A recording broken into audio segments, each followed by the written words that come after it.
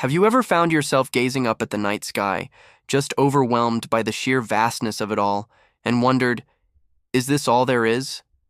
Or maybe in a quiet moment of reflection, a deeper question surfaces. What happens after this life? It's a question that has echoed through the hearts of humanity for millennia. In a world that often feels chaotic and fleeting, where we experience both incredible joy and profound loss, the longing for something more, something permanent, is a deeply human experience.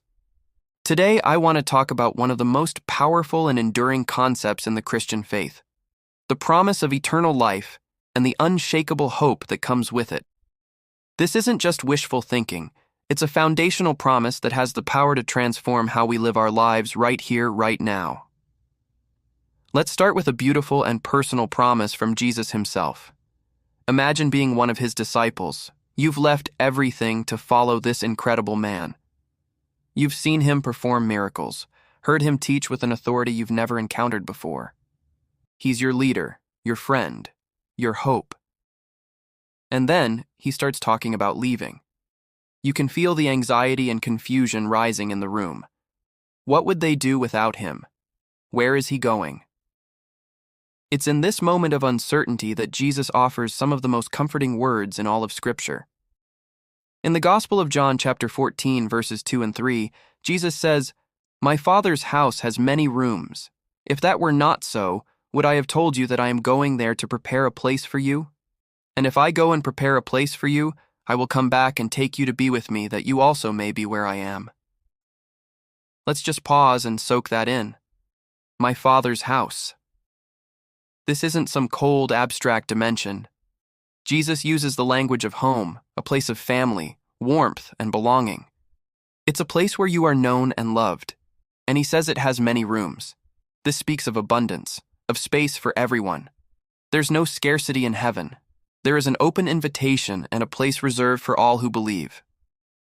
Think about what it means to prepare a place for someone. When you're expecting a cherished guest, you don't just leave the door unlocked. You clean the house, you prepare a meal, you make the guest room comfortable. You prepare it with love and anticipation. Jesus is saying he's personally gone ahead to prepare our eternal home. It's a custom-made, perfectly prepared place, designed for us by the one who knows us best. And the promise doesn't end there. He says, "I will come back and take you to be with me." The ultimate goal of heaven isn't just about a beautiful place. It's about being in a beautiful presence. It's about relationship. The greatest joy of heaven will be being with Jesus. All our longings for connection, for perfect love, for complete understanding, they find their ultimate fulfillment in his presence. This promise turns the fear of the unknown into an eager anticipation of a reunion. It's not a goodbye, but a see you later from our Savior. This promise of a future home gives us an anchor in the storms of life. When we face heartache, when we lose loved ones, when our own bodies feel fragile, we can hold on to the truth that this world is not our final destination. We are citizens of a heavenly kingdom, and our King is preparing our home. This isn't an escape from our present reality, but a source of strength to live faithfully within it, knowing that our future is secure and glorious. It gives us a new perspective, allowing us to see our temporary troubles in the light of an eternal, loving home. Now, some might wonder, that sounds wonderful, but what about us? What about our physical bodies? We get old, we get sick, we die. This is a valid question, and the Bible addresses it directly with another incredible promise, the resurrection. The Apostle Paul dives deep into this in his first letter to the Corinthians, and it's a game changer. In 1 Corinthians chapter 15, starting in verse 42, Paul draws a powerful contrast. He says, "So will it be with the resurrection of the dead. The body that is sown is perishable, it is raised imperishable. It is sown in dishonor, it is raised in glory. It is sown in weakness, it is raised in power. It is sown a natural body, it is raised a spiritual body." Let's break this down because it is packed with hope. Paul uses the analogy of planting a seed. When you plant a seed in the ground, it has to die, in a sense. It breaks apart and ceases to be a seed so that something new and far greater, a plant, a flower, a mighty tree, can spring forth. Our earthly bodies are like that seed. He says the body is sown is perishable. That's our reality now. Our bodies are susceptible to decay, disease, and eventually death. They wear out. But, he promises, it is raised imperishable. The word imperishable means it will never decay, never get sick, never die. Imagine a life without pain, without a bad back, without failing eyesight, without the fear of cancer. That is the promise of our resurrected bodies, eternal, incorruptible life. Next, it is sown in dishonor. It is raised in glory. Our earthly bodies are often sources of shame or frustration. We might feel they are not beautiful enough, strong enough, or healthy enough. In death, the body is humbled. But in the resurrection, it will be raised in glory. This doesn't just mean shiny. It means it will be radiant, magnificent, and perfectly suited for our life in heaven. It will reflect the glory of God Himself. All the limitations and imperfections we experience now will be replaced with a glorious perfection we can hardly imagine. Then, Paul says, it is sown in weakness. It is raised in power. How often do we feel weak? We get tired, we get overwhelmed, our strength fails us. Our physical and even our emotional strength has limits. But our resurrected bodies will be raised in power. Not the kind of power that dominates others, but a divine energy and vitality that never fades. We will be free from fatigue and empowered to serve and worship God with unending strength and joy. Finally, it is sown a natural body. It is raised a spiritual body. This can be a bit confusing.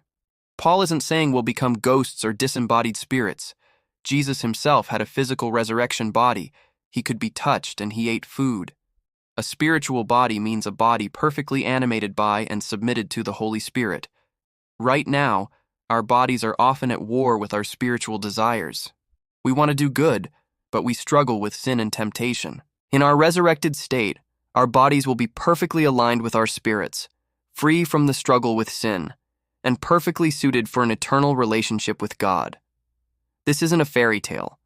The proof and guarantee of our resurrection is the resurrection of Jesus Christ.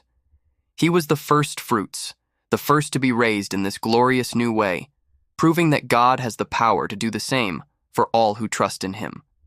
Because He rose, we too shall rise.